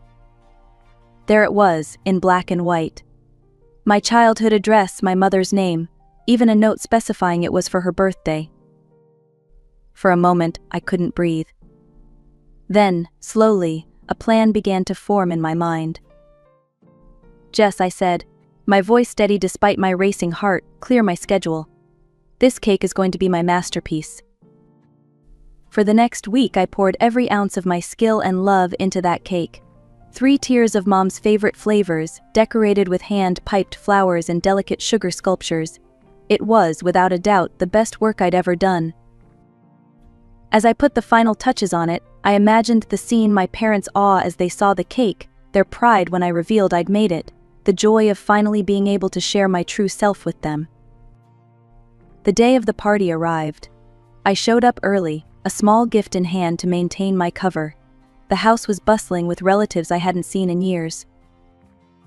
"Naomi," Aunt Clara exclaimed, pulling me into a hug. "Look at you, all grown up. Still crunching numbers." I nodded, the familiar lie sticking in my throat. "Yep, still at it." I couldn't wait for my cake from the bakery, and then the doorbell rang. Mom answered it, and there was our delivery guy, holding the distinctive Sweet Dreams Bakery box. "Special delivery for the birthday girl," he announced cheerfully. A hush fell over the gathering as Mom carried the box to the dining room table. She lifted the lid. There were gasps and murmurs of appreciation as the cake was revealed in all its glory. I stood there, my heart pounding, waiting for the right moment to speak up. But before I could open my mouth, Dad cleared his throat. "Before we celebrate," he said, his voice unusually serious, "we have something we need to address." The room fell silent. All eyes turned to my parents, who were now wearing identical expressions of, "Was that disgust?" "We recently discovered something," Mom continued, her voice cold. "A secret that's been kept from us." The silence in the room was deafening as my parents' words hung in the air. I stood there, frozen, as my father's voice, dripping with disdain, shattered the life I'd built. "Can you believe it?" he said, addressing the room full of relatives. His finger pointed at me accusingly. "Our Naomi here has been lying to us all this time. She's not an accountant, she's a pastry chef." He spat the words out like they were poison. Murmurs rippled through the crowd. I opened my mouth to speak, to defend myself, but no words came out. This couldn't be happening. Dad continued, his face red with anger. "We always dreamed our daughters would achieve real success, become respected members of society." He gestured towards Sarah, "Like your sister here. Vice president at her age. That's something to be proud of." Sarah shifted uncomfortably, not meeting my eyes. "But you," Mom said, her gaze boring into me. "We raised you, gave you every opportunity, and this is how you repay us. By becoming an ordinary cook." The word ordinary stung more than I could have imagined. Didn't they understand? Couldn't they see what I'd built? Suddenly, Dad strode over to the table where my cake sat. With one swift motion, he flipped the box over. I watched in horror as my creation, the masterpiece I'd poured my heart into, crashed to the floor in a mess of icing and sponge. A collective gasp went up from the guests. Dad let out a harsh laugh. "We're not eating this stuff," he sneered. "It's beneath us." Mom nodded in agreement. "Naomi, you've shown us that you're unworthy to be among respectable people. You've disobeyed us for the last time." Dad's next words hit me like a physical blow. "We hereby disown you. You're no longer our daughter." I couldn't breathe. This couldn't be real. I looked around the room, desperately seeking an ally, someone to stand up for me. But I was met with averted gazes and uncomfortable shuffles. Aunt Clara, who had hugged me so warmly earlier, now whispered to Uncle Joe, "I always knew that girl was trouble." Others nodded in agreement. The room that had moments ago been filled with festive cheer now felt cold and hostile. "Leave," Mom said, her voice ice cold. "Leave now and don't ever contact us again." I stood there, rooted to the spot, tears streaming down my face. How could they do this? How could they dismiss everything I'd achieved, everything I was, so cruelly? "Didn't you hear your mother?" Dad barked. "Get out." Somehow I found the strength to move. I turned and walked towards the door, my vision blurred by tears. As I reached for the handle, I heard Sarah's voice, tiny and unsure. "Mom, Dad, maybe we should." But her words were cut off as the door closed behind me. I stumbled down the front steps, the same steps I'd climbed countless times as a child, but now they felt foreign and unwelcoming. I made it to my car before the sobs overtook me. As I sat there, surrounded by the remnants of the family I'd just lost, I felt something inside me break. The dream I'd held onto for so long of finally gaining my parents' approval, of them understanding and appreciating who I truly was, had shattered like my cake on the dining room floor. I don't know how long I sat there, crying until I had no tears left. But as the sun began to set, casting long shadows across the neighborhood I'd grown up in, I knew one thing for certain: I could never come back here again. The days following the disastrous birthday party passed in a blur. I moved like a ghost, barely eating, hardly sleeping. The bakery kept running thanks to my incredible staff, but I was just going through the motions. Gradually, as the shock wore off, I threw myself into work with renewed vigor. If my family couldn't appreciate my passion, I'd show the rest of the world just how extraordinary an ordinary cook could be. The bakery flourished. We expanded to a second location, then a third. Magazine features, TV spots, a cookbook deal. Success came in waves, and I rode each one with determination. I bought a beautiful apartment, my own little sanctuary in the city. 2 years after the fallout, I met Jack. He was kind, supportive, and thought my cakes were the best thing since, well, sliced bread. When he proposed a year later, I said yes without hesitation. Our wedding was small but perfect. As I looked around at the smiling faces of friends and chosen family, I realized I didn't miss my blood relatives at all. These people, my employees, my friends, my husband, they were my real family now. Life settled into a comfortable rhythm. The bakery continued to thrive, and Jack and I built a happy life together. I had everything I'd ever wanted except, perhaps, closure. That changed on a Tuesday afternoon, 5 years after the birthday party incident. I was in my office reviewing plans for our newest location when my phone rang. The number was unfamiliar, but something made me answer. Hello. Naomi, my mother's voice, tentative but unmistakable. Don't hang up, please. We need to talk. What followed was a barrage of information. The bank where Sarah worked had lost its license, mass layoffs, Sarah unemployed for months. They needed help. Before I could process this, my father's voice cut in. You need to give Sarah a job at your bakery. As the director, Sarah has actual business experience. She should run things and you can just be one of the bakers. The absurdity of it all hit me then.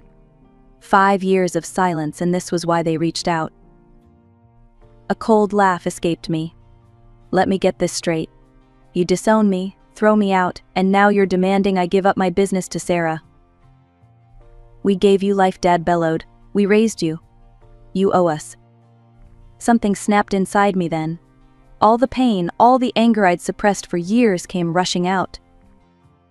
I owe you nothing, I said, my voice steady and cold. You made your choice 5 years ago. I'm not your daughter, remember? I'm just an ordinary cook who's beneath you. I certainly won't be helping you or Sarah. Goodbye. I hung up, my hand shaking slightly.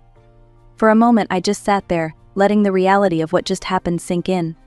Then, slowly, a smile spread across my face. I felt lighter somehow, as if a weight I didn't even know I was carrying had been lifted. I owed them nothing. I was free. Just when I thought I had closed the book on my family saga, life threw me another curveball. It was a quiet Sunday afternoon when my phone rang, displaying a number I hadn't seen in years. Sarah's number. With a mixture of curiosity and apprehension, I answered. Hello. Naomi, Sarah's voice was soft, hesitant. I hope it's okay that I'm calling. I took a deep breath. It's okay, Sarah. What's going on? What followed was a conversation that would change everything. Sarah apologized profusely for our parents' behavior, both recently and 5 years ago. I had no idea they called you asking for a job, she said, her voice thick with emotion. I would never have asked for that. I'm so sorry, Naomi. I felt a knot in my chest begin to loosen. Thank you, Sarah. That means a lot. She went on to explain how losing her job had been a wake-up call. I realized I'd been living someone else's dream all this time. Banking, finance, it was never what I wanted. It was always Mom and Dad's vision for me. I listened, barely breathing, as my sister poured out her heart. Seeing you follow your passion, build this amazing business, it inspired me, Naomi. I've decided to change my life. I've enrolled in interior design courses. I want to create, to make beautiful spaces. I want to be true to myself, like you've been. Tears welled up in my eyes. All these years I'd thought Sarah was the golden child, living her best life. I never imagined she might be struggling too. That's wonderful, Sarah, I managed to say. I'm happy for you. There was a pause, then Sarah's voice came again, thick with emotion. I'm proud of you, Naomi. You stood up for yourself, followed your dreams despite everything. You're living the life you want, and that's amazing. I couldn't hold back the tears any longer. Years of pent-up emotion, the hurt, the anger, but also the longing for my sister came pouring out. We talked for hours, catching up on lost time, sharing our hopes and fears. As the conversation wound down, Sarah hesitantly suggested, maybe we could meet up sometime, just to talk, share news, support each other. I found myself nodding, even though she couldn't see me. I'd like that, Sarah. I'd like that a lot. Over the next few months, Sarah and I met regularly. We shared coffee and pastries from my bakery, of course, laughed over old memories, and supported each other through the challenges of our respective careers. Sarah's interior design business was taking off, and I couldn't have been prouder. As for our parents, we heard through the grapevine that they'd disowned Sarah too when she quit banking.